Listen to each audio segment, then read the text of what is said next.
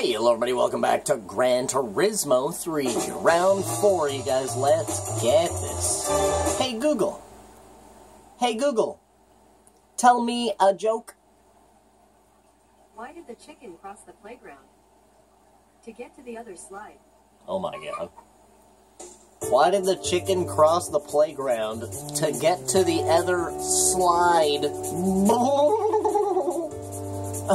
Hey Google, can you start telling me better jokes, please? Where do math teachers go on vacation?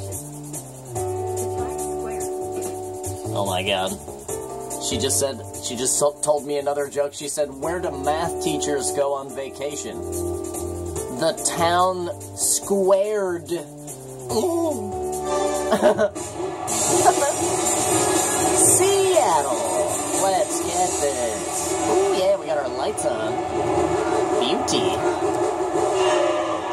Look at that. Gorgeous.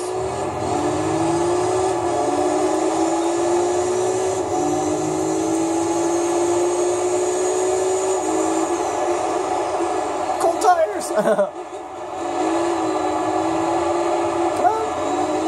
Dang it.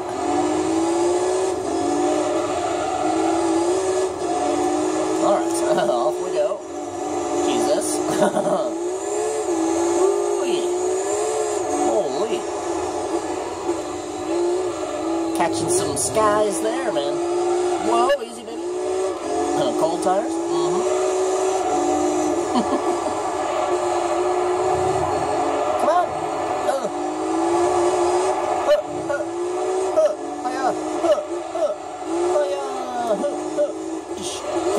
Come on.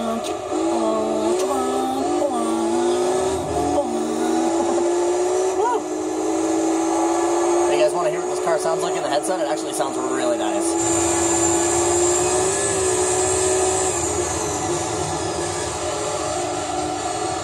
Turn!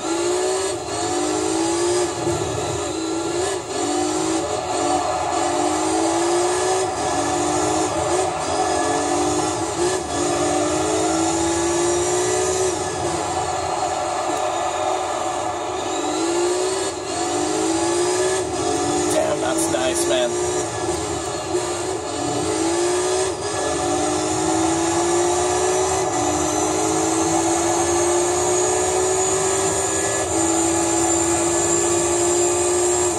Sick, eh, you guys? What a sick noise that is, man. Pretty loud, but it's a nice loud.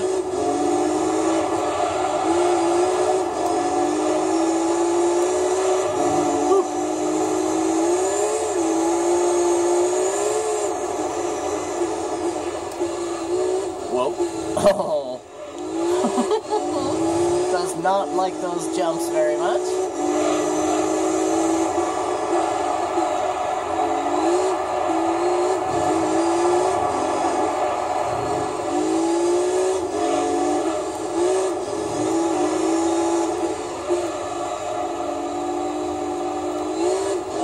Well, I really hope that we win the Speed 12.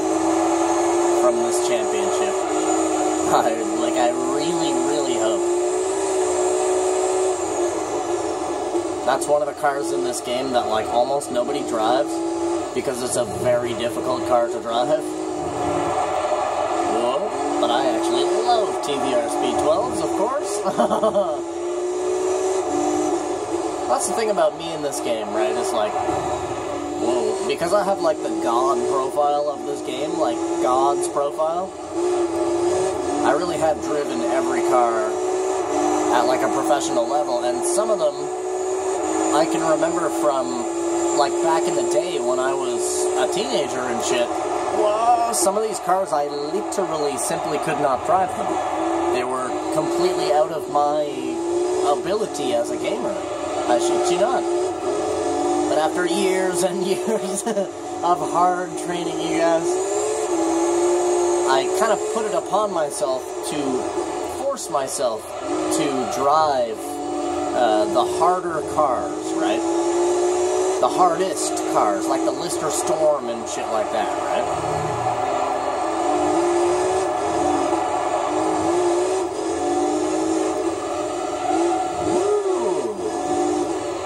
I was younger, man, I really liked to challenge myself, push myself to become better at anything, right? At any type of game. I would always try to push myself.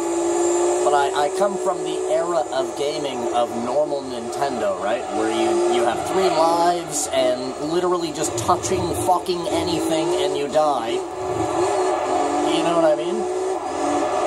I'm not gonna lie, man, Nintendo games are the hardest games to beat. Hands down. Like, normal Nintendo, like classic NES, those are the hardest games to beat on the whole planet. You basically have to play them for a few days straight and, like, remember where every enemy is, and it's pretty crazy to actually beat a normal Nintendo game without using, like, a Game Genie or something like that.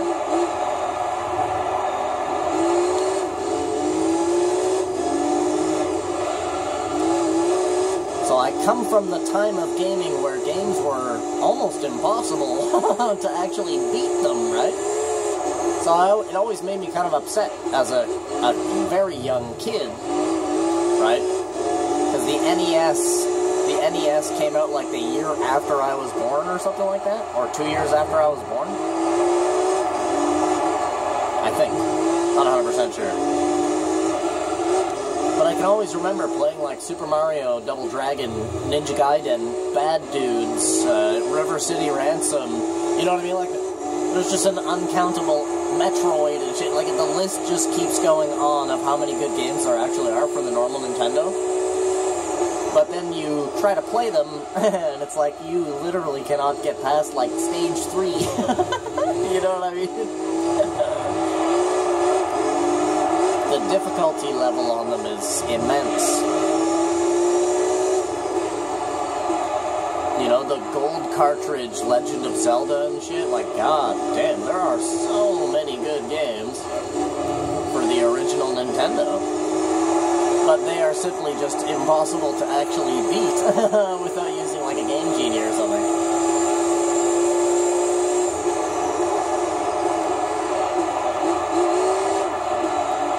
But I guess I could say that it kind of prepared me for difficulty in games later on in life. You understand what I mean? It prepared me for having a hard time doing something. And then I kind of just, like, honed my skill. Whoa! Like, every game I played, I would put it on, you know, hard or professional difficulty right off the bat. Like, the first time that I play the game, I usually play, like, if it's a new game that I've never played before, I usually like to throw it in and play it on the hardest difficulty to start. That way I get a generalized sense of how ridiculous this game actually is. Maybe play for like an hour or something on the hardest difficulty, and then I'll end up starting a new profile on normal, beat the game on normal, and then I'll play through, you know what I mean, on the hardest difficulties and stuff like that. Always loved completing something, you know. Definitely a completionist style gamer. I think that's why I had so much fun playing Fallout 3 for you guys, because we were doing a long play of Fallout 3, so, I mean, that was like 100 and some hours of gameplay there. We had a lot of fun playing Fallout 3, and it's because we were trying to do everything, right? I truly did push myself to get all of Fallout 3, you guys. It's like 246 episodes or something? God damn. Vegas is coming up soon, you guys. It is on my play this very soon radar.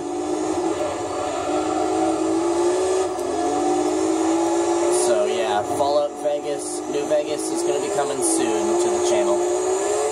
And if I could get my fucking PS3 to work, I'd love to play The Last of Us for the channel.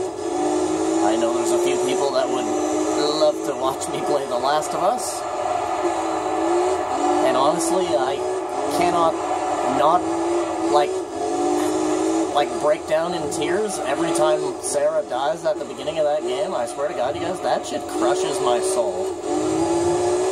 To watch that, I hate starting a new game on The Last of Us, because you have to watch that shit every goddamn time, you know? Oh, that shit crushes my soul, man. And because I'll be playing it for you guys, right, and paying close attention to it, doing my commentary, oh my God, you guys, it's gonna friggin' hurt. It's gonna hurt. It's gonna hurt my spirit. That's for sure. Come on, come on, come on, come on. Yeah, to me, that is the saddest moment in gaming. Sarah dying in the first 45 minutes of The Last of Us. To me, that is the saddest moment in gaming right there. Like, if you don't, like, put your hand over your mouth and be like, oh my God, at least, or crack a tear or something, there's something wrong with you. Like, seriously. That shit broke me. The first time that I played that game, The Last of Us, that shit actually broke me. Like, 45 minutes into the game, that happened, and it's just so dramatic. I actually had to, like, what's it called, hit pause, and, you know what I'm saying? Like, take a fucking moment. That hurt me to watch that. I was like, oh my God. But it's such a good example of the type of game that it is, right? Like, you are about to get into some shit here. And they kind of throw it in your face almost immediately. That, you know, this game, in this world, nobody is safe. Not even the innocent little girl, you know what I mean? Like, God damn, whoa. You know? And I got kids and everything too, like in real life, you know what I'm saying? So I couldn't even imagine, you know? Like, Jesus Christ. I really could not even imagine that. But seeing it happen to Joel, man, Joel's such a cool guy. And Sarah, his daughter, is really cool too, right? So it's like, man, really tugs on the heartstrings, you guys,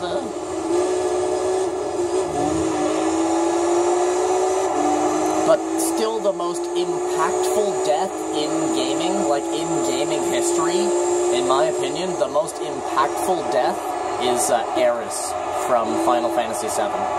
Absolutely. Just because of how suddenly it happens, and you know that, you know, she gets nailed right through the back from Sephiroth's sword, and it's like, you know what I mean? There's just no saving her. She's basically instantaneously dead. Her life force has exceeded its capacity. You know what I'm saying? Like, she just instantaneously dies. 1 millisecond, she is alive, and then wham, and now she is dead. You know what I'm saying? Like, there is no crying about it and holding her in your arms or anything like that. It's like, she's just taken away instantly. Oh, I'll never forget that, man. The first time I played Final Fantasy VII, and then you fight Genova Rebirth, the boss battle immediately after that. Bro, I can remember, like, literally not being able to see my screen trying to fight Genova Rebirth because my eyes were filled with tears, bro. I shit you not. Like, I actually had to, like, wipe my eyes and shit in order to finish that boss battle, because that shit hurt as well. But Sarah's hurt a lot more, though. I actually didn't even want to play I didn't even really want to play the game after that happened, to be honest with you. That really sucked to watch. I won't even lie. You know, like, I have a heart, you know what I'm saying? I got a heart. I feel things, you know what I mean? I felt it. It hurt, for sure. I love the afterwards, right, because then it goes into, you know, a few years later, and just the expression on Joel's face, I mean, it says it all, right? He's like, he's a busted man, he's like a shell walking around without a soul, or, you know what I mean? He's just so empty, man. And then Ellie is the one that fills him up again, you know what I'm saying? Like, gives him a reason to even exist anymore after everything that happens. I fucking love that game, dude. But for some reason, I can't not get my PS3 to work. Like, no matter what game I put in it. Because I got a few new PS3 games the other day. is not working. I have not used it in a pretty long time, I'm not even going to lie to you. Whoa! I have the God of War PS3, it's all red, and it has the stupid sliding top that slides from left to right. I think I might need to get a new PS3, you guys, not gonna lie. Which kinda sucks. There's a couple of games that I was thinking about playing.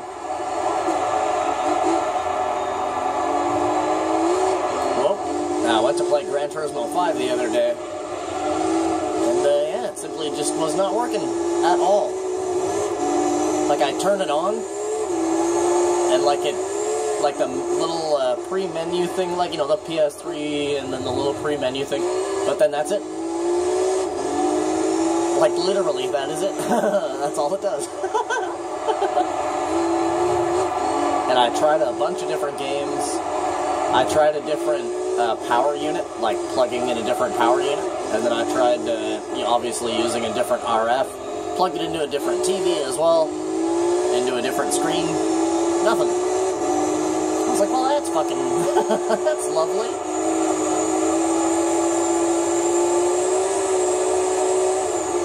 Yeah, so I'll have to maybe buy a new shell. Whoa, turn. Might have to buy a new shell, PlayStation 3 shell.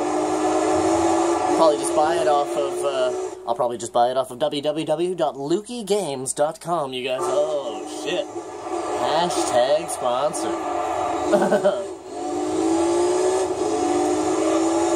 That's www.lukeygames.com, you guys. L-U-K-I-E games.com. Your number one stop shop for everything gaming, and when I say everything, I really do mean everything. You need a normal Nintendo controller, there it is. You need a Super Nintendo controller, there it is. Sega Genesis, there it is. Friggin' N64, the system, there it is. Know what I mean? Need the old Duck Hunt gun to play Duck Hunt, there it is. Need a RF or an AV cord to play your Super Nintendo because your cat chewed on your old one, there it is. I shit you not, you can literally buy anything in terms of gaming on that website. Go ahead and visit it, you guys. Check it out. Trust me, you'll spend a couple of hours there. Oh, they're pretty separated, so I'm going to take this as the order. Red, orange, silver, crazy, yellow. This is going to shake up the leaderboards again. Oh, red pushes Crazy Crazy, falls to 5th off of the podium. Red takes his place, and going into the final race, Orange has solidified his place on the podium in 2nd, but there is going to be a fantastic battle going on for the 3rd place in the podium between Red, Silver, and Crazy. This is going to be wild in the last race, you guys. Ooh, wait.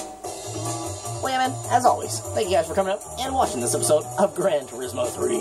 Do me a favor, you guys, leave a like on the video, maybe even subscribe to the channel. Other than that, I freaking love you, and I wish you the total best. Hope you guys have a freaking awesome rest of your day, and as always, I will see you guys, in the final race, you guys. Have it good. Bye. Bye.